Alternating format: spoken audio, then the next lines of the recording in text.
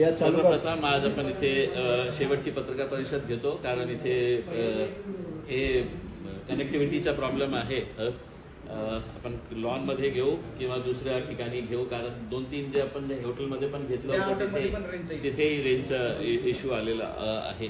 माझ्याकडे हे जे दस्तावेज आहे ते याच्या संदर्भात काल अंजली दमानिया मॅडम आणि पुण्याचे विजय कुमार जे एक आरटीआय ॲक्टिव्हिस्ट आहे आणि खूप चांगल्या रीतीने ते काम करतात आहेत त्याच्या बाबतीत त्यांनी सखोल खुलासा केलेला आहे। पण त्याच्यातून मला फक्त हे सांगायचे आहे की त्यांनी जे आकडा दिलेला आहे की 1500 कोटी रुपयेचा टेंडर घोटाळा जे आहे आपण खऱ्या अर्थाने त्याला बघितलं तर ते 2000 कोटी रुपयेपेक्षा जास्तचा टेंडर घोटाळा आहे। आणि सर्वात महत्त्वाचा म्हणजे ज्या प्रकारे त्यांनी सांगितलं होतं की फक्त 3 एजन्सीजला 2013 पासून तर 2025 2013 कुठे आणि 2025 कुठे तर 3 वर्षासाठी ते टेंडर होतं। 3 वर्षाच्या नंतर 1 वर्ष त्यांना एक्सटेन्शन आपण दिलं असतं पण हेच 3 एजन्सीज जे आहे ते कशा प्रकारे 2013 पासून फक्त 2017 मध्ये एक टेंडर फक्त एका सिक्युरिटीसाठी निघालं होतं आणि त्याच्यानंतर हेच लोक करत आहे। आणि ज्याप्रमाणे त्यांनी पण सांगितलेले आहे हे जे 3 लोक हे सगळं चालवत आहे 2000 कोटी रुपयेचं जे टेंडर आहे जे समाज कल्याणच्या विशेषकर मुलांसाठी ज्याच्यावर पैसे खर्च करण्याची आवश्यकता आहे ते ठेकेदारांवर कसे किती कोट्यवधी रुपये खर्च करत आहे याच्यातून स्पष्ट होतो। मला असं वाटतं की जितके पैसे ते मुलांवर खर्च करत नाही आहे ते समाजांच्या मुलींवर खर्च करत नाही आहे जे हॉस्टेलमध्ये राहणारे आहे त्याच्यापेक्षा किती जास्त पैसे ते फक्त ठेकेदारांवर खर्च करत आहे। आपण जे मेजर मुद्दा जे होता ते त्यांनी काढलेला आहे पण जे जेवणाचा जे मुद्दा आहे त्या जेवणामध्ये कशा प्रकारचे 1700 कोटी रुपयेचा एक वेगळा टेंडर काढण्यात आलं। पहिले काय व्हायचं की जे महिला बचत गट असते स्वयंसेवी संस्था होते ते लोकल लेवलवर जिल्हा स्तरावर ते टेंडर घ्यायचे खाना पुरवण्याचा म्हणजे महिला एकत्र यायचे आणि ते टेंडर घेऊन ते हॉस्टेल्समध्ये खाना पुरवण्याचं काम करायचं। आणि जेव्हा हे टेंडर देण्यात आलं होतं जिल्हा स्तरावर तर त्याच्यामध्ये एक अट टाकण्यात आली होती की तुम्ही सब कॉन्ट्रॅक्ट करू शकत नाही म्हणजे ज्यांनी कॉन्ट्रॅक्ट घेतलेले आहे त्यांनी स्वतः चालवायला पाहिजे। पण आता त्यांना जास्त पैसे मिळत नाही होते म्हणून त्यांनी महाराष्ट्र स्तरावर जेवणाचाही कॉन्ट्रॅक्ट टेंडर त्यांनी काढलं आणि त्यामध्ये ही अट काढण्यात आलेली आहे। म्हणजे आता ते बीव्हीजीने घेतलं असेल किंवा ते क्रिस्टलने घेतलं असेल किंवा दुसरे तिसरी जे कंपनी आहे त्यांनी घेतलं असेल तर त्यांना हे अट काढण्यात आलेली आहे की तुम्ही तुमच्या लेवलवर हे सब कॉन्ट्रॅक्ट देऊ शकता। म्हणजे ज्या ओल्ड रेटने जे लोक काम करत होते ते 3 कंपनीज आहे ब्रिस्क आणि क्रिस्टल आणि बीव्हीजी तर हे अट काढण्यात आलेली आहे। आता जे लोक ओल्ड रेटने काम करत होते तेच आजही ते काम करत आहे ओल्ड रेट प्रमाणे आणि घरी बसून काही न करता या लोकांना महिन्याला 6 कोटी रुपयाचा प्रॉफिट मिळत आहे। 6 कोटी रुपये अशा प्रकारचा हे टेंडर काढण्यात आलेला आहे। म्हणजे एका जेव्हा टेंडर काढण्यात येतं तर त्याच्यानंतर मोठा टेंडर असल्यानंतर ते एक प्री बिड मीटिंग असतं की आपण 10 लोक इंटरेस्टेड आहे ते टेंडर घेण्यामध्ये तर प्री बिड मीटिंग कॉल करतं ते डिपार्टमेंट त्यांचे इंजिनियर्स ऑफिसर्स सगळं बसतं आणि चर्चा करतं। मग लोक सांगतात की साहेब 30 जिल्ह्यामध्ये तुम्ही हे सांगितलेले आहे की 30 जिल्ह्यामध्ये तुमचा अनुभव असायला पाहिजे तर 30 जिल्ह्यामध्ये नाही माझ्याकडे 20 जिल्ह्याचा एक्सपिरियन्स आहे। मग 300 कोटी रुपयाचा तुम्हाला वार्षिक उलाढाल असायला पाहिजे। मग ते म्हणतं की नाही माझ्याकडे 200 कोटीचा आहे वार्षिक उलाढाल। मग जेव्हा त्यांनी हे प्री बिड मीटिंग केली आणि त्यांना असं कळलं की 1-2 असे एजन्सीज आलेले आहेत की ज्यांचा हे अनुभव आणि जे अटी आहे ते फिट होतात मग ते पुन्हा येतील आणि त्यांना टेंडर मिळू शकतं। मग ते त्यांनी कॉरिजंडम काढलं म्हणजे कॉरिजंडम नंतर त्यांनी काय केलं की जिथे 30 जिल्ह्यांचा एक्सपिरियन्स पाहिजे होता तर त्यांनी कॉरिजंडम मध्ये हे सांगितलं की 35 डिस्ट्रिक्टचा 35 डिस्ट्रिक्टचा एक्सपिरियन्स आम्हाला पाहिजे. म्हणजे याचा अर्थ पूर्ण महाराष्ट्रामध्ये काम करणारा ठेकेदार पाहिजे. कोण करत होते? हे BVG करत होती, क्रिस्टल करत होती आणि तिसरी जी कंपनी आहे ब्रिस्क करत होती, ब्रिस्क स्मार्ट. मग इनिशियली त्यांनी काय केलं होतं की 100 कोटी रुपयाचा उलाढाल आपले हे पाहिजे वार्षिक टर्नओव्हर.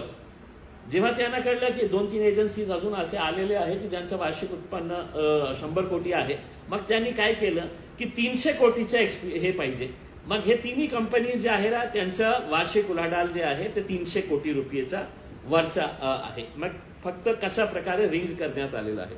आणि मला आता सांगा की ज्या प्रकारे या महानगरपालिकामध्ये महाराणाला जशी छूट देण्यात आली होती महाराणा एजन्सीजला की तू किती तुला खायचं आहे खा, आम्हाला पॅकेट द्या, तर तसाच प्रकारे या समाज कल्याण विभागामध्ये या 3 एजन्सीसाठी फक्त टेंडरमध्ये हे सांगण्यात आलं होतं की एस्टिमेट अमाऊंटच नाही आहे टेंडरमध्ये की 2000 टेंडर आहे का, 1000 कोटीचा आहे का, 500 कोटीचा आहे का, 200 कोटी, काही नाही.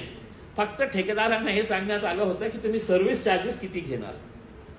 सर्व्हिस चार्जेसच्या आधारावर हे टेंडर देण्यात आलं. 10 लोकांनी बिड भरलं, 3 लोक क्वालिफाय झाले.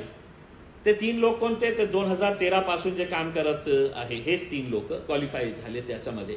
आणि तिघांची हे योगायोग आहे का याचं उत्तर द्यावं की तिघांनीही जे आपला सर्व्हिस चार्ज दाखवलेला आहे 19.5%, 19.5% चा अर्थ काय होतं की जेव्हा केंद्र सरकार आणि राज्य सरकारने सांगितलेलं आहे त्याचे GRs आहे, रूल आहे की तुम्ही 3.5% ते 7% मॅक्सिमम 7% पेक्षा जास्त घेऊ शकत नाही. तर 19.5 हे तिघांनी आपण हे टाकलं की आम्ही सर्व्हिस चार्ज 19.5% घेणार आहे आणि त्या आधारावर हे त्यांना देण्यात आलेलं आहे. आणि याच्यातून हे स्पष्ट होतं एक एजन्सी कुणाची आहे तर भारतीय जनता पार्टीचे आमदार मोठे नेते मुख्यमंत्र्यांचे जवळचे प्रसाद लाड साहेबांची आहे. दुसरी एजन्सी इतक्या मोठ्या माणसाची आहे की ज्याला एका मोठ्या चॅनलमध्ये 9 o'clock मध्ये त्याला चर्चासाठी 1 तासाची चर्चा घडवण्यात आली होती की किती हजार लोकांना हे माणूस आपल्याला हे रोजगार देत आहे. या 2013 पासून ते 2025 पर्यंत या एजन्सीजने किती लोकांचा PF भरलेला आहे, किती लोकांना ग्रॅच्युटी दिलेली आहे, ऍक्सिडेंट इन्शुरन्स कव्हर दिलेला आहे नाही दिलेला आहे, याच्या बाबतीत कोणीही विचार केला नाही. आणि इंटरेस्टिंग भाग म्हणजे एक्सपिरियन्स सर्टिफिकेट यांना पाहिजे होतं. तर एक्सपिरियन्स सर्टिफिकेटमध्ये समाज कल्याण विभाग हे तुम्हाला देऊ शकतं की माझ्याकडे यांनी 250 सिक्युरिटी गार्ड्स दिले, 50 कुक्स दिले, 10 गार्डनर्स दिले आणि त्यांचं काम व्यवस्थित होता, चांगलं होता, हे एक्सपिरियन्स सर्टिफिकेट. समाज कल्याण विभागने त्यांचं जे चार्टर्ड अकाउंटंट जशा प्रकारे हे देतो की त्यांचा बॅलन्स शीट काय आहे, समाज कल्याण विभागाला काहीही माहीत नाही. त्यांच्या एक्सपिरियन्समध्ये मला वाटतं की देशामध्ये कोणत्याही डिपार्टमेंट त्यांच्या फायनान्शियल स्टेटमेंटच्या एक्सपिरियन्स त्यांनी एकच पत्रामध्ये लिहिला की म्हणजे जास्त हे करायचं नाही, 2 पानामध्ये आपण त्यांचं किती चांगलं काम करत आहे, किती पैसे आपण दिलेले आहे, त्यांचा फायनान्शियल स्टेटमेंट काय आहे. म्हणजे एक कंपनीचा तुम्ही एक वर्षाचा बिल बघितलं तर काय आहे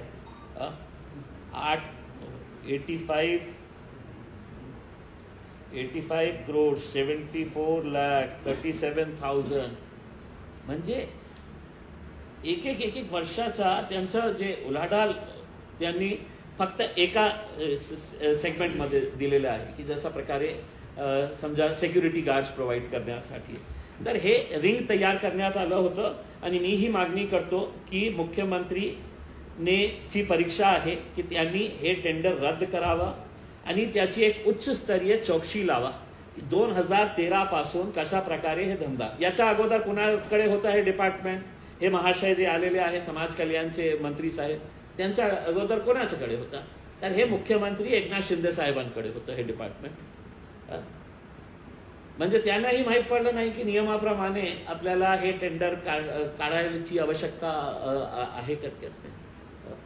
तर इतकं मोठं रिंग तयार करून हे काम महाराष्ट्रामध्ये सुरू आहे. आणि तिघं जे नेते आहेत, ते तिघं जे कंपनीज आहे, एक जवळची आहे देवेंद्र फडणवीसच्या बीजेपीची, दुसरी आहे अजित पवारच्या राष्ट्रवादी काँग्रेसच्या जवळची, त्यांचं खूप जवळचे आहे, आणि तिसरी म्हणजे एकनाथ शिंदे साहेबांचे. म्हणजे अशा प्रकारचे काटल, एक नेटवर्क, एक रिंग, एक गँग तयार करून हे सगळं लुटण्याचं काम सुरू आहे. हे याच्या बाबतीत सविस्तर बोललेलं आहे, ते बाहेर आलेलं आहे. आता कंपनी जे आहे ना, ते मी सांगितलं ना, बीव्हीजी आहे, बीव्हीजी कंपनी आहे. नाही, माझ्याकडे जसं आहे ना या डॉक्युमेंटमध्ये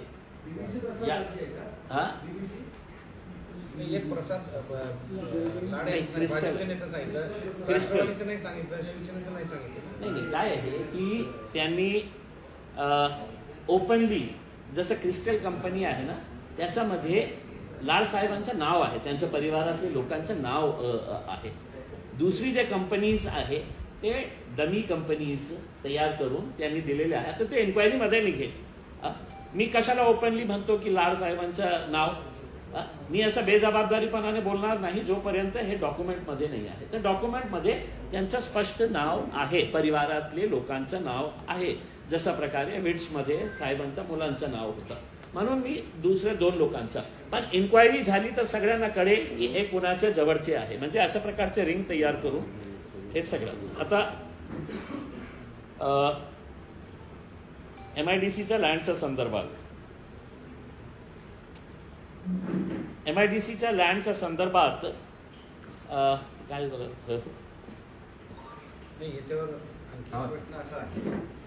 याच्या बाबतीत कोणाला प्रश्न विचारायचा असेल तर, कारण हे वेगळा मुद्दा आहे की हे एकूण एकाची जबाबदारी नाही तर तिन्ही पक्षाच्या प्रमुख नेत्यांची जबाबदारी आहे. तुम्ही एकाकडे बोलता. नाही, मी तुम्हालाही सांगतो की म्हणजे मी तर हे स्पष्टपणे सांगितलं ना की हे डिपार्टमेंट जे आहे, समाज कल्याण विभाग, अगोदर कुणाच्या हातात होता. तर एकनाथ शिंदे साहेब हे हँडल करत होते समाज कल्याण विभाग. मग त्यांना हे माहीत पडलं का नाही की 2013 पासून आपण टेंडर काढलंच नाही, फक्त एकाच हेडमध्ये आपण 2017 मध्ये काढलं. आणि तेही कशासाठी काढलं मी सांगतो तुम्हाला. इनिशियली 2013 मध्ये जे टेंडर देण्यात आले होते यापैकी फक्त 2 लोकांना देण्यात आले होते, फक्त दोघांना 2013 मध्ये. मग त्यांनी काय केलं की सब कॉन्ट्रॅक्ट कुणाला दिले, हे तिसरी कंपनीला दिले. तर तिसरी कंपनी ही इतकीच ताकदवर होती, फायनान्शियली तीही इतकी स्ट्रॉंग होती. मग 2017 मध्ये त्यांनी हे काढले की आता आम्ही पण हे टेंडर भरणार आहे आणि आम्ही हे घेणार आहे. मग त्यांनी एक रिंग तयार केलं की बाबा तू हे घे, मी हे घेतो.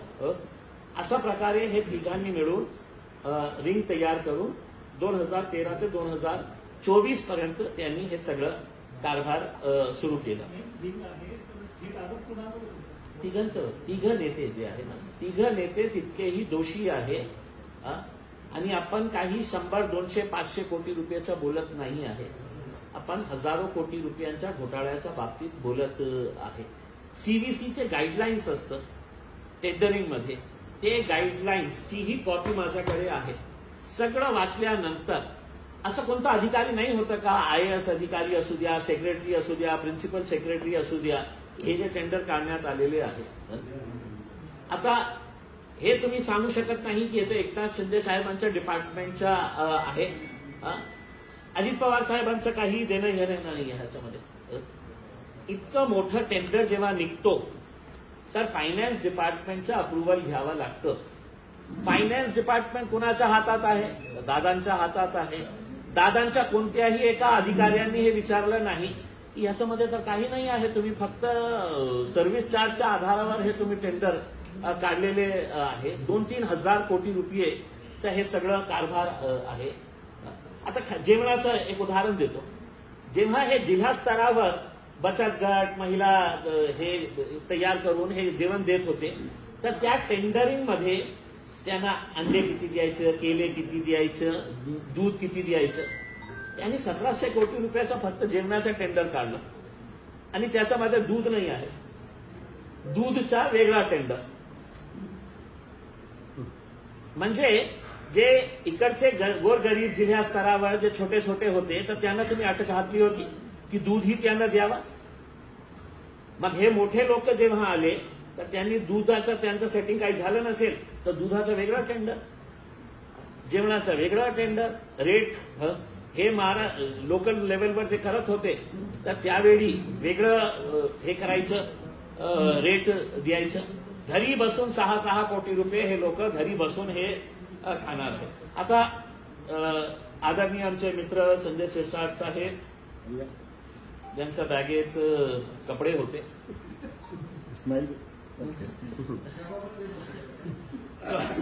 आता माझ्याकडे MIDCचा हे नोट आहे. MIDCची हे नोट आहे की ज्याच्यामध्ये त्यांच्या MIDCच्या लँडच्या संदर्भात सगळं सुरुवातीपासून ते एंड पर्यंत काय काय झालेला आहे हे नोट मध्ये सगळं लिहिलेलं आहे की सुरुवात कोणत्या वर्षी सुरू झाली. कॅम्यो डिस्टिलरीज प्रायव्हेट लिमिटेड यांनी दिनांक 8/4/2022 ला कॅम्यो डिस्टिलरीजने हे सगळं ऍप्लिकेशन MIDC कडे केलं होतं. आणि मग MIDC माझी अधिकारी माझे नौकर काय करायचं आहे करते. तर हे सगळं की त्यांनी ऍप्लिकेशन दिलं.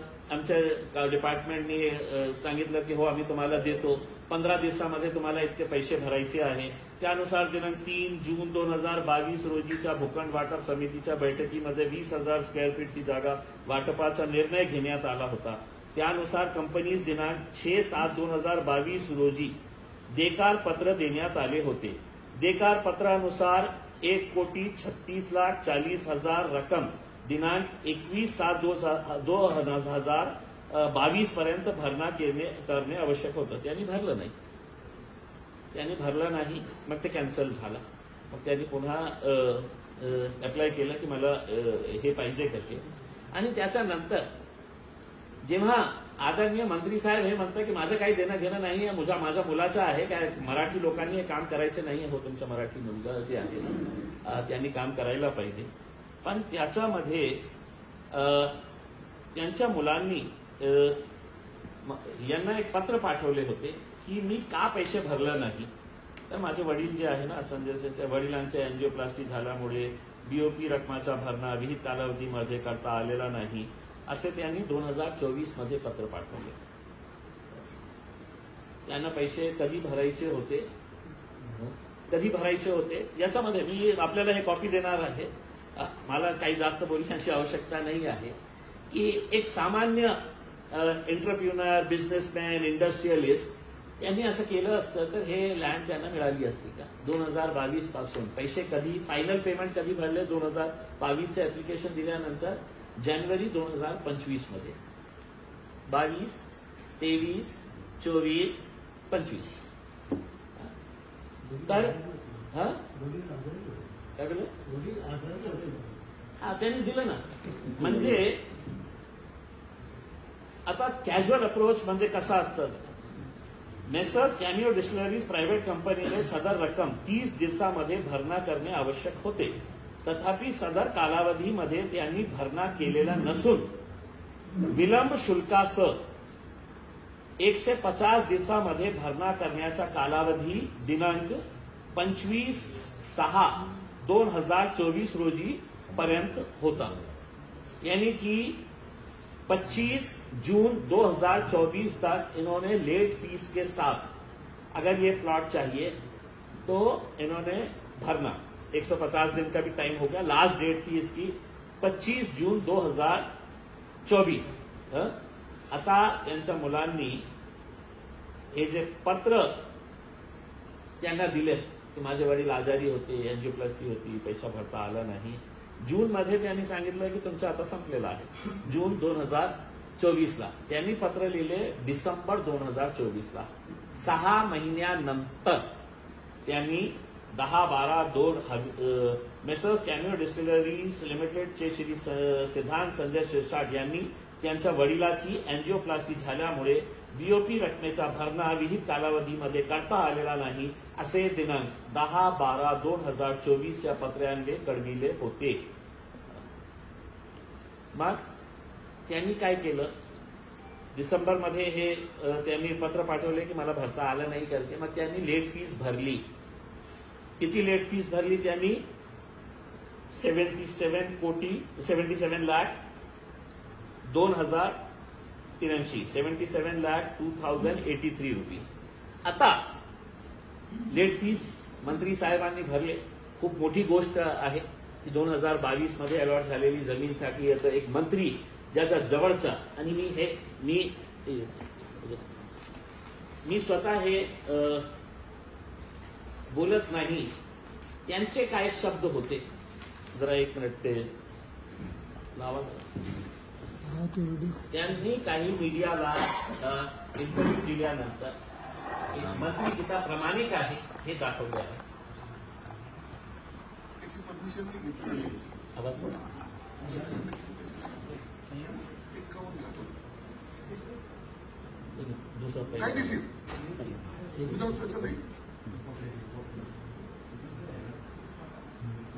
राजकारणातला माणूस कधी पाहिजे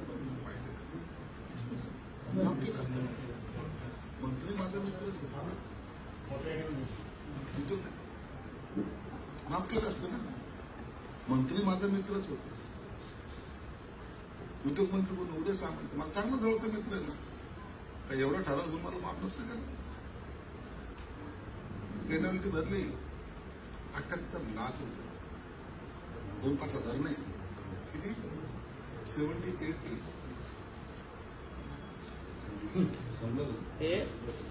हे त्यांनी एक मुद्दा सांगितलेला आहे की एक मंत्री आहे, कधी बघितलं का एक मंत्री ज्याचा मित्र उदय सामंत, मी वेव ऑफ केली असती आता बोलण्यासाठी की मी किती प्रामाणिक आहे हे त्यांनी बोललं.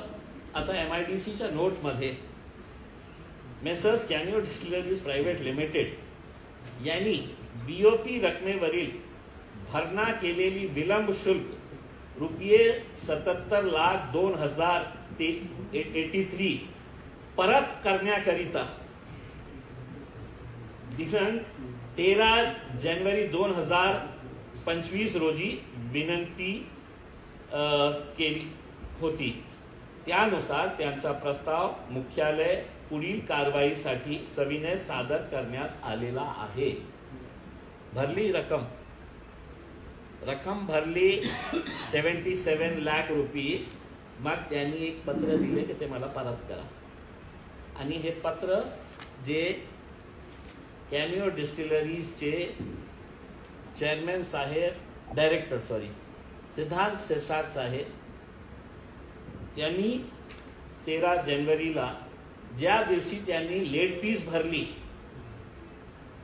लँड अलॉटमेंट ॲग्रीमेंट करून घेतलं, त्याच दिवशी त्यांनी MIDCला एक पत्र लिहिले. वरील विषय आपणास विनंती की शेंद्रा पंचतारे औद्योगिक क्षेत्रामधील भूखंड क्रमांक कॅनिओ डिस्टिलरीज प्रायव्हेट लिमिटेड या नावाने वाटप करण्यात आलेला आहे. वाटपाची रक्कम इतके कोटी रुपये एवढ्या रकमेचा भरणा करण्यासाठी कळविण्यात आले होते, परंतु माझ्या वडिलाचे बायपास सर्जरीचे ऑपरेशन असल्यामुळे व माझी पण तब्येत ठीक नसल्यामुळे विहित मुदतीत रक्कम भरू शकलो नाही. तरी सदर कौटुंबिक आजारपणाची नैसर्गिक बाब लक्षात घेऊन आम्हाला कुठल्याही प्रकारचा दंड आकारण्यात येऊ नये. महामंडळाला बीओपीची रक्कम भरणा करण्याकरिता विनंती केली असता ती भरणा करण्यासाठी मान्यता देण्यात आलेली आहे. आज रोजी मिळालेल्या चालानुसार व्याजासह इंटरेस्ट विथ डिलेड पेमेंट इतकी कोटी रुपये भरलेली आहे. ती आम्ही आज रोजी अंडर प्रोटेस्ट व्याजाची रक्कम मला परत करतील या अटीवर भरण्यात करीत आहे. तरी मी साहेबांनी आमची व्याजाची रक्कम परत करून द्यावी ही विनंती. बोलने में क्या बोले कि एक मिनिस्टर है, वो पैसे भरता क्या, मिनिस्टर तो मेरा दोस्त है, मैं वेव ऑफ कर लिया होता, उसी दिन है तो उन्होंने ये पैसे वापस करने का. अब मेरी जानकारी के हिसाब से अब डॉक्यूमेंट्स निकालना थोड़ा सा मुश्किल हो गया है. इनको जून के महीने के अंदर ये 78 लाख रुपए ये वापस मिलने वाले थे। जब ये मामला सामने आया पूरा, संजय सिरसाट साहब विवादों के घेरे के अंदर आए, विट्स के अंदर आए, फिर MIDC का लैंड आया, फिर वर्ग 2 की जमीन का मामला आया, ये सब। तो अब उनको मिलने वाले थे, अब वो पैसे मिले हैं या नहीं मिले हैं, ये इसका उत्तर उन्होंने ही देना, क्योंकि हमने बहुत कोशिश करने के बावजूद भी मतलब हमको वो डॉक्यूमेंट्स अब नहीं मिल रहे हैं जिसके अंदर उन्होंने ये बताया है करके। दूसरा, नियम के हिसाब से कोई भी जो प्रायोरिटी के ऊपर जो लैंड दिया जाता है, ease of doing it, land allotment, MIDC का जो लैंड अलॉटमेंट है, इसका रूल है। इस रूल के तहत अगर कोई 100 कोटी रुपए की इंडस्ट्री डाल रहा है, उसमें रोजगार बहुत ज्यादा मिलने वाला है। अब उसमें भी है तो बड़े नियमावली बड़ी क्लियर है कि प्रायोरिटी अलॉटमेंट, अगर रोजगार 250 लोग कम से कम है। इनकी जो कंपनी थी पहले, जो अल्कोहल बेस्ड एथेनॉल जो बना रहे थे, वो उसके अंदर 93 लोगों को रोजगार मिलने वाला था। ये इन्होंने जैसे ही लिए, इनके नाम के ऊपर ये जमीन हो गई, तो इन्होंने दूसरा एप्लीकेशन मूव किए कि मैं वो इंडस्ट्री नहीं बनाने वाला हूं, अब मेरे को वेयर हाउस के लिए गोडाउन बनाने का है करके। गोडाउन किसी भी हालत के अंदर प्रायोरिटी अलॉटमेंट के अंदर नहीं आता है। इंडस्ट्री आती है, गोडाउन के अंदर कितने लोग काम करेंगे, उन्होंने वो एप्लीकेशन भी फौरन दिया और बोला कि अब मेरे को वो इंडस्ट्री नहीं स्टार्ट करने का है, मेरे को ये अब वेयर हाउस और स्टोरेज के लिए ये करने का। मैं manufacturing of 60 KLD gain brace distillery plant या प्रयोजनासाठी वाटप करण्यात आला होता, तथापि त्यांनी दिनांक 26 एप्रिल 2025 नुसार मल्टीपर्पज वेअरहाऊस, स्टोरेज आणि लॉजिस्टिक सर्व्हिसेस असा प्रयोजनामध्ये बदल करण्याकरिता विनंती केलेली आहे। तथापि नस्ती मुख्यालयात सादर करण्यात आलेली असल्यामुळे त्यावर कारवाई करण्यात आलेली नाही। हेड ऑफिस को इन्होंने भेज दिए हैं और अब ये वेयर हाउस के लिए हम MIDC से उनके कायदे, उनके कानून के हिसाब से अगर कोई लैंड कोई इंडस्ट्री के लिए दिया जाता है प्रायोरिटी के ऊपर, तो उसको 5 साल है तो आप कम से कम स्टेटस चेंज नहीं कर सकते हैं। 5 साल, वो 5 साल की कालावधि के अंदर अगर उन्होंने इंडस्ट्री, अगर ये कन्विंस किए कि ये इंडस्ट्री चल नहीं रही है, मैं लॉस में जा रहा हूँ, तब वो इंडस्ट्री का स्टेटस चेंज किया जा सकता है। ये वैसा ही प्रकरण है MIDC का जैसा इंस्पिरा को 100 हेक्टर लैंड दिया गया। 100 हेक्टर लैंड दिया गया काय के लिए, उन्होंने बोला कि हम एक SEZ बना रहे हैं करके। अजंता फार्मा वाले अग्रवाल साहब, उनकी कंपनी 100 हेक्टर जमीन उन्होंने लिए SEZ के लिए, पूरा प्रस्ताव डाल दिए। 70 रुपये प्रति स्क्वायर फीट के हिसाब से उन्होंने MIDC से SEZ के लिए विशेष तरतूद है। सब्सिडाइज रेट के अंदर, चने फुटाने के अंदर है तो उन्होंने वो लैंड खरीदे। लैंड जैसी उनके नाम के ऊपर आ गई, इंस्पिरा कंपनी जो आजकल न्यूज़पेपर के फ्रंट पेज के ऊपर फुल पेज ऐड दे रही है, अभी 3 दिन पहले ही उन्होंने बहुत सारे न्यूज़पेपर के फ्रंट पेज के ऊपर फुल पेज ऐड दिए थे। तो वो लैंड जैसे ही उनको मिली, उन्होंने SEZ कैंसिल कर दिए और MIDC को बोले अब हम इसके ऊपर प्लॉटिंग करेंगे, हम हमारे इंडस्ट्रियल प्लॉट्स हम बेचेंगे करके। लिए थे 70 रुपये में, बेच रहे कितने में पता है आपको? अभी 900 रुपये प्रति स्क्वायर फीट,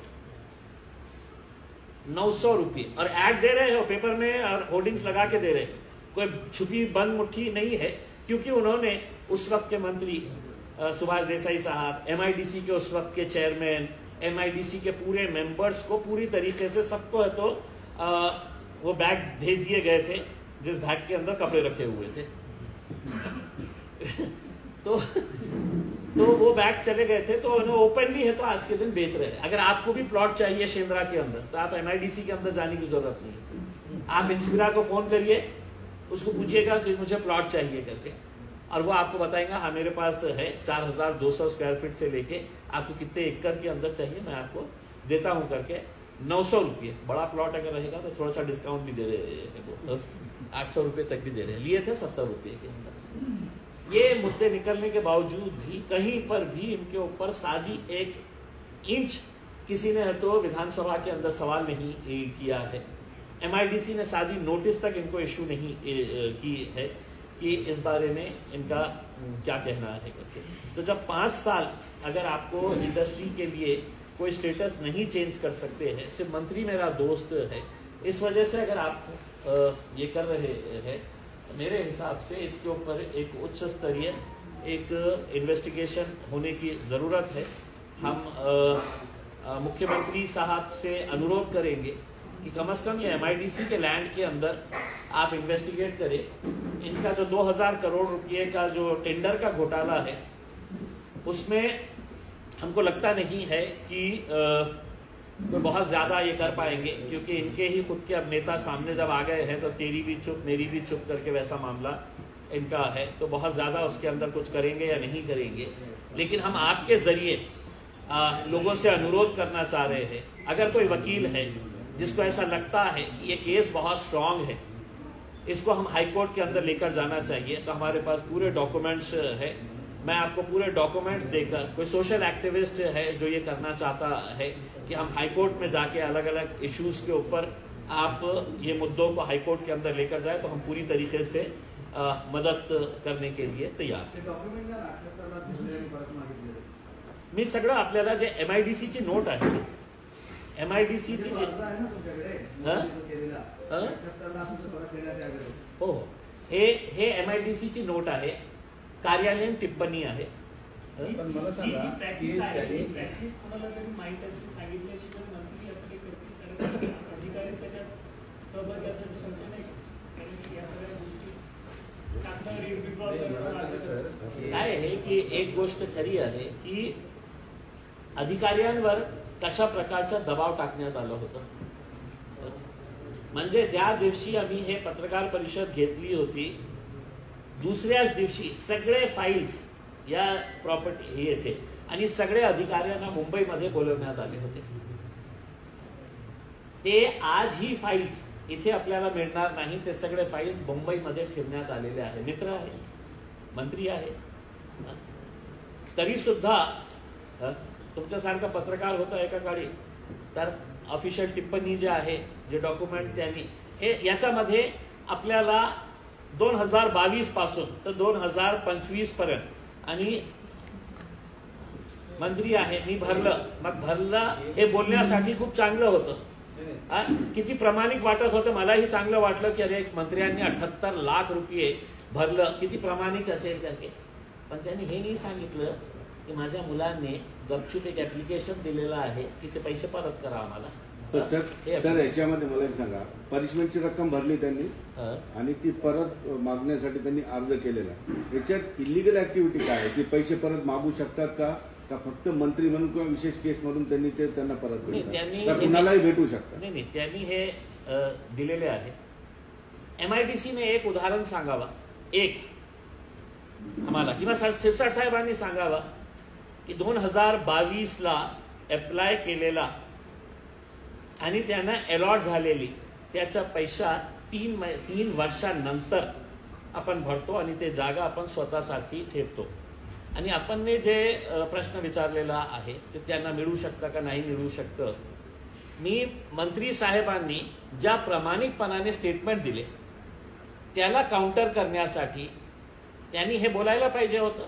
त्यांनी काय बोललं ऐकल्यानंतर आपल्यालाही असा विश्वास बसला असता की हो एक मंत्री आहे, 78 लाख रुपये कशा भरणा त्यांनी केलेली आहे, त्यांचे मित्र होते, त्याला काउंटर करण्यासाठी मी हे डॉक्युमेंट आणलेले आहे की तुम्ही हे सांगायला पाहिजे होतं की मी जे हे भरलेलं आहे, मी ऍप्लिकेशन केलेलं आहे ते परत घेण्यासाठी, पण तुम्ही अर्धच सत्य सांगितलं की मी हे केलेलं आहे। आता नियमाप्रमाणे 51 लाख रुपये त्यांनी कुठेतरी म्हटलेले आहे, ते पण काढतो, मला वाटतं एका चॅनलवर त्यांनी सांगितलेलं आहे की जे कन्व्हर्जन आहे त्या कन्व्हर्जनसाठी त्यांनी 51 लाख रुपये पैसे भरलेले आहे नियमाप्रमाणे, लीगल तरीकेने 51 लाख रुपये वेगळं भरलेले आहे। मी MIDC ला विचारलं की आपल्याकडे असा नियम आहे का की लँड कन्व्हर्जनसाठी आपण 51 लाख रुपये दिलं तर कोणत्याही एम्युनिटीच्या लँड जे आहे ते आपण कन्वर्ट करू शकता, 51 लाख रुपये भरू शकता. मग त्यांनी सांगितलं की 51 लाख रुपये हो त्यांनी भरलेले आहेत, पण ते कशासाठी? ते डेव्हलपमेंटसाठी, जे आपल्याला इंडस्ट्री स्टार्ट करण्याच्या अगोदर कुणालाही ते भरावं लागत आहे. मग अशा आहे की 51 लाख रुपये मी भरलं, तुम्हाला भरावंच लागणार. सगळ्या इंडस्ट्रीजनं भरलेले आहे, ज्यांना ज्यांना लँड अलॉट झालेली आहे त्यांनी भरलेले आहे. तुम्ही काही वेगळं केलेलं नाही आहे.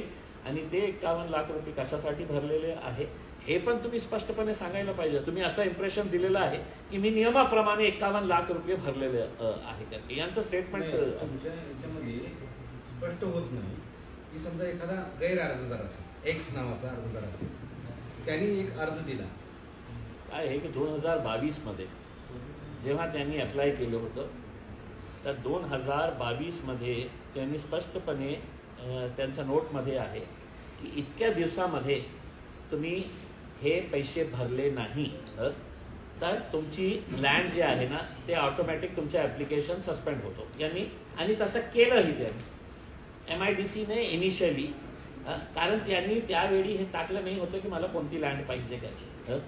त्यांचं डोळं त्याच जे एम्युनिटी प्लॉट होता त्याच्यावरच होता. मग MIDCने मग त्यांच्याकडून दुसरं ॲप्लिकेशन घेण्यात आलं आणि त्या दुसऱ्या ॲप्लिकेशनमध्ये त्यांनी सांगितलं की ते एम्युनिटीचं जे प्लॉट आहे मला ते प्लॉट पाहिजे. तर पैसे भरलं असेल आणि सामान्य लोकांनीही तसं केलं असेल तर ते पैसे त्यांना मिळू शकतं का, नाही मिळू शकतं का, की फक्त ते मंत्री आहे म्हणून मी हे प्रश्न उपस्थित करत आहे. आता याला जोडून मी फक्त आपल्या मार्फत MIDCला एक प्रश्न विचारतो की याचा एक उदाहरण सांगा की जिथे की 3 वर्ष तुम्ही फक्त एका मंत्र्यासाठी ते लँड रिझर्व केली 2022 मध्ये, आणि फायनल पेमेंट त्यांनी कधी केली तर ते फायनल पेमेंट त्यांनी 17/1/2025 ला. तर हे विशेष सूट फक्त यांना देण्यात आलेली आहे का सगळ्या लोकांना ते 3-3 वर्षाचं हे टाइम पिरियड देतं की तुम्ही घ्या आणि 3 वर्षानंतर तुम्ही पैसे द्या. याचा उत्तर MIDCने द्यावं की असे उदाहरण आहे साहेब, तुम्ही उगीच मंत्री साहेबांवर बोट दाखवू नका.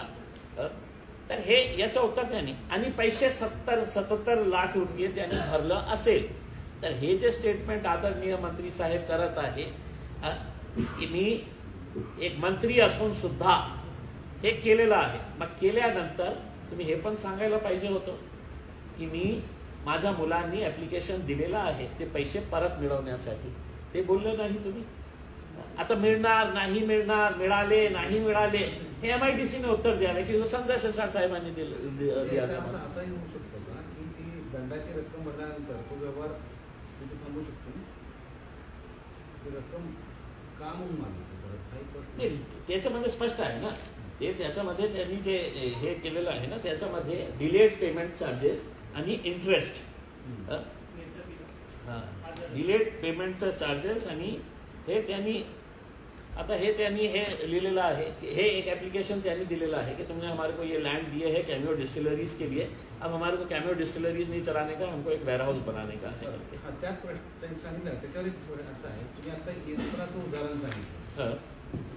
जर एखादी प्रश्न आहे की इन्स्पिराला आपण तो सबसिडाइज रेटमध्ये लँड दिली होती, कशामुळे की ते SEZ सुरू करत आहे. यांना जे जमीन देण्यात आलेली आहे ते एक एम्युनिटी प्लॉट होता, प्रायोरिटी लँड अलॉटमेंट. हे डॉक्युमेंटवर सगळ्यात वर जे लिहिलेलं आहे प्रायोरिटी लँड अलॉटमेंट कशामुळे देण्यात आलेलं आहे की त्याच्यामध्ये त्यांनी सांगितलं की मी